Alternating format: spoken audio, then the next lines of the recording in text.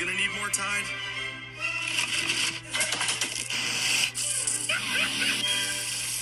Everyone. Now there's 85% more Tide in every Power Pod.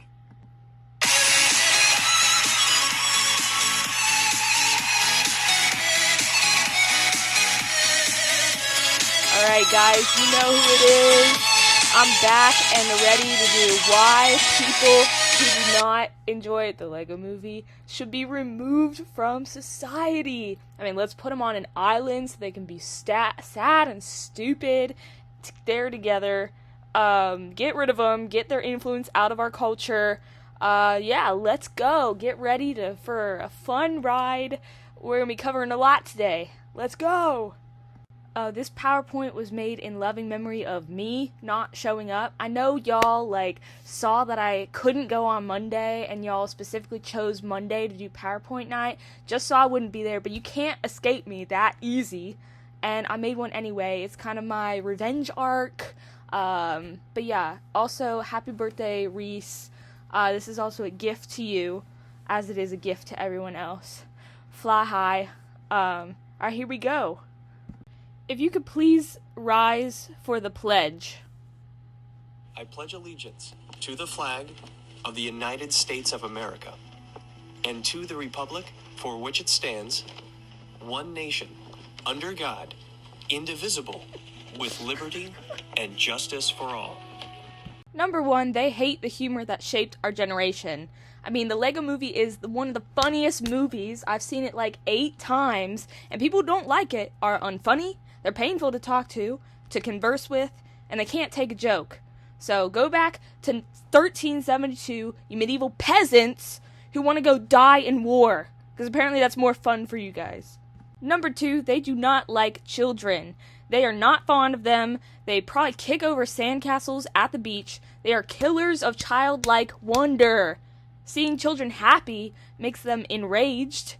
And honestly, if they had kids, they would probably make them watch The Walking Dead or Breaking Bad or Game of Thrones, because all these movies like the Lego Movie are too childish for their children. That's a red flag. Number 3, they would probably not go ziplining. Now, we already know they ain't trying to have fun. I mean, they want to go back in time and die in war and live as peasants, so why would they zipline? I don't know. They're easily scared and fragile, and probably they wouldn't go in a haunted house either. Or they probably wouldn't try new foods, and they wouldn't go to theme parks. They wouldn't ride roller coasters. On that note, I'm going to be rating Florida rides you guys think are crazy and bonkers, and giving you alternative, better rides, because y'all rave about the goofiest rides that children be riding, and that's lame. That's boring. I'm Xing them out on here. Boring. X. Stupid. So here are some better ones. First up, we got Rip Ride Rocket. This ride is aight. It's aight. First of all, it stops 7 times throughout the ride. That's unnecessary. Slow. And also, what even is the theme? Is it music? Why couldn't it be themed around something interesting, like sharks? I don't know. And it doesn't do anything interesting except for one loop. I guess I'll give it extra points because you can listen to music. So yeah, 4.3 out of 10. Instead, how about Top Thrill Dragster? It's 420 feet tall. It goes 120 miles per hour. It's in Ohio, which could be negative. A piece of track hit a lady in line last year, and it shut down. Which, if you think about it, that's about as extreme as it gets. But it's reopening with triple launches and a backwards 400-foot spike. So definitely not taking my children on this one. Yeah. So next up, we got the Meander to Everest. The theming's okay, but honestly, I don't feel like I made it to Everest, and I didn't see or feel snow or cold, so that's kind of disappointing. False advertising. The animatronic is broke. That thing janky, at least from my knowledge. But yeah, I would for real take my baby on this, honestly. That's how weak it is. It got a lame hill, not scary. Overall, 5.8 out of 10, because the theming is kind of okay, except for the Ratchet animatronic that's broken. Instead, How about any ride at SeaWorld? Now, I know SeaWorld be, I don't know, killing orcas. Don't know, don't care. But their rides be reaching the max Orlando City limit height, like 200 feet.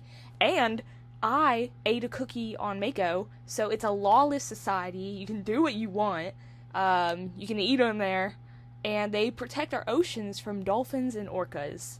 So, I recommend that. Okay, got bored. So now I'll be ranking crew couples from they aight to they my enemy. So including everyone in the group me, because I don't know who's going to be there. Unless I don't know you're in a relationship or I forgot. Because this is an inclusive community. So if you're mad, I don't care. I'm not even there. Do something. Say something. That's too bad. So the last time I recorded this, it was like 8 minutes long. So this is going to be speed round. If you want the extended edition, you're going to have to separately DM me, reach out to me in desperation. So in the number one spot, we got, of course, Chloe and Hunter. You know, they just got engaged. Can we get a round of applause, everyone? Yeah. I better not be the only one applauding right now. For real. Unless they aren't there. That's kind of awkward. But yeah, they're number one. And then we got Nate and Kara. Sorry, I don't know how to pronounce your name. I ain't never met you, but they married. So legally, I feel like I can't put them lower. So they kind of got away with that. And next we got Emma and Owen. And I don't got no beef with them. Never had any conflict with them. They got to go to Tahoe together and, like, you know, flex because they were a couple there. And I'm sure everyone was jealous. So I respect that. Go be flexing. All right. And then we got Annie and Trenton. And I don't got beef with you guys either, but you would be higher, except for the fact that Annie doesn't go to UCF. And I rep the home turf, so kind of got a problem with that. Just a little bit. And then up next, we got Alethea and Bryce. And Alethea, you're only this high because Bryce is not here. Not in the state, not in 500-mile radius. If you were here, this would be a different story. But you my homeboy, you know, you're alright. Then we got Danny and Ryan. Again, no beef with Danny, but a few years back, me, Ryan, and some other people played my Lord of the Rings Risk game, and I think he won. I can't remember 100%, but I think he did, and I remember. Never forget, I'm holding that against you. So you in the yellow area. And then we got Kristen and Paul, and I appreciate you guys. You be hosting stuff and whatnot. But Kristen did try to convince me to like physical affection, and she tried to condition me, and not really about that. Kind of took that personally. And Paul, I feel like he hit the quan in middle school. I don't know. That's just my opinion. And then we got Reese and Wes. Oh my gosh, the birthday girl. See, that's why you're a little bit lower, because I know you're, like, happy today. So I didn't want to feed into that. Also, at the end of last semester, when I was trying to decide what color I wanted to dye my hair, you said if I went blonde, you would hate me and I'd be basic. And so I feel like you hate me now. So that I kind of took that personally. And Wes, he knows so much about cars. I kind of see that as a personal attack, making me feel less knowledgeable about things.